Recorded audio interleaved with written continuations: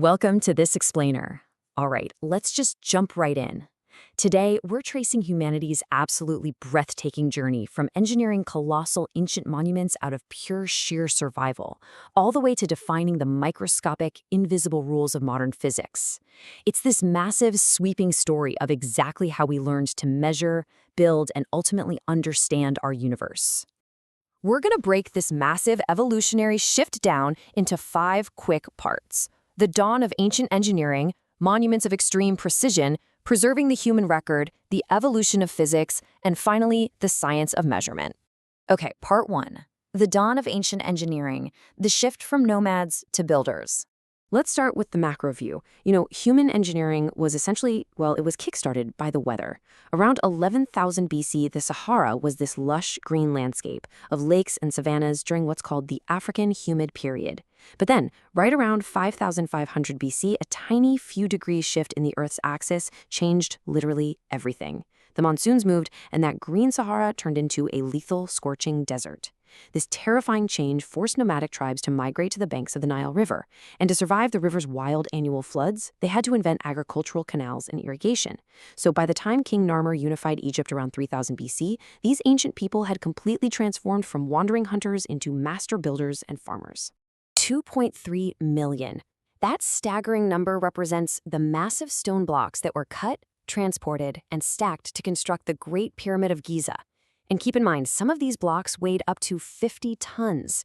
Imagine trying to move a commercial airplane without wheels or a modern crane, and you kind of start to get the picture. It was a monumental feat born from a society that had completely mastered its environment. Moving on to part 2, monuments of extreme precision, or basically, engineering without modern tools. What's truly baffling about these early monuments is the sheer exactness they achieved without iron tools, wheels, or even modern compasses. But, perfection didn't just happen overnight. Actually, Egyptian builders learned from some pretty catastrophic structural failures.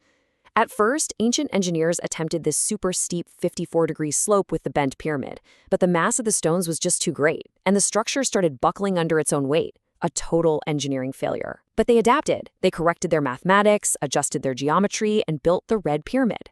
This became the very first perfectly smooth, successful pyramid in human history. And their obsession with preservation wasn't just for buildings. They even tried to scientifically cheat time itself through mummification. It was a rigorous, biological, and frankly, pretty gruesome process. First, they'd pull the brain out through the nose, which, definitely not a job for the squeamish. Second, they removed the internal organs, since those rot quickly, but they deliberately left the heart inside, believing it held the soul and intellect. Third, they dried the body in special salt for exactly 40 days to pull out all the moisture. And finally, they wrapped it in linen using resin and cedar oil.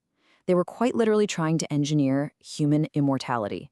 But looking back at their architecture, we are still faced with some absolutely incredible questions. How on earth did these builders level a massive 13-acre base at Giza with less than a 1-inch variance across its corners? We still marvel at how the Great Pyramid was aligned perfectly to true north. Modern scientists theorize they might have used celestial maps, aligning the structures with the stars of the Orion constellation. It's a level of precision that we're still trying to fully decode today. We're even sending these endoscopy-equipped robots up mysterious 8-inch wide tunnels inside the pyramid just to find answers. Which brings us to part 3, preserving the human record, from mysticism to observation. As civilizations expanded, so did our desire to document knowledge. We transitioned from basic hieroglyphics used just to count grain to complex, world-defining literature. You see, before we had modern science, we leaned heavily on mysticism and philosophy. Early esoteric texts, like the Urdu translation of the Shams al-Ma'arif, really highlight humanity's deeply rooted, cross-cultural drive to codify the mysteries of existence. Authored by Sheikh Abu al-Abbas, Ahmed, works like this represented our early attempts to write down the hidden rules of the universe, sort of blending spirituality with this intense desire to understand the unknown. Part 4. The evolution of physics. Formalizing curiosity.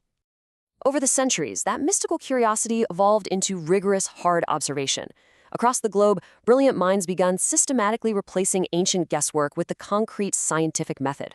We see pioneers like Ibn al-Haytham also known as Alhazen, who completely revolutionized our understanding of optics, proving that light travels into our eyes. We see Galileo formalizing experimental observation. Then Newton comes along and hands us the laws of motion and calculus, completely mapping out gravity. And finally, Einstein shatters our old frameworks with the theory of relativity. Humanity was finally, definitively identifying the fundamental mathematical laws governing our reality.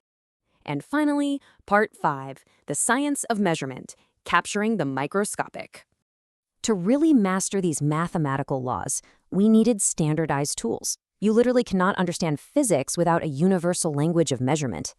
So, to speak this language, modern science established absolute fundamental quantities and SI units. We defined length by the meter, mass by the kilogram, time by the second, temperature by the Kelvin, and electric current by the ampere.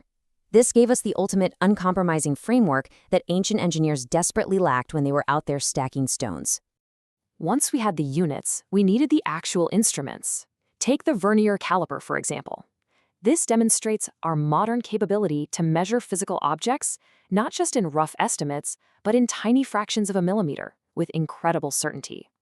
A sliding scale guarantees an exactness that ensures the components of our modern world fit together flawlessly. And if we want to go even smaller, we use tools like the screw gauge. By rotating the thimble, this little device takes our precision even further, allowing us to capture microscopic dimensions, like the exact thickness of a single wire, without error. We have gone from wrestling with 50-ton blocks of limestone to measuring the invisible margins of the microworld. It's wild.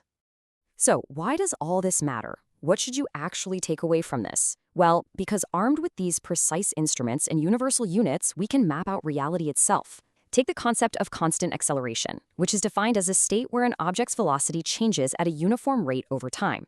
Because of our tools, we can calculate the exact distances covered by objects undergoing constant acceleration. We can predict exactly where a rocket will be in space or how a car will move on a highway. We've perfectly mapped out the invisible forces of nature. We've journeyed all the way from colossal ancient feats, perfectly aligning 2.3 million stones by the stars under the desert sky, to capturing microscopic fractions of a millimeter in modern physics labs. Our relentless drive to measure, build, and understand has completely reshaped our planet. And it leaves us with one incredibly exciting question to ponder.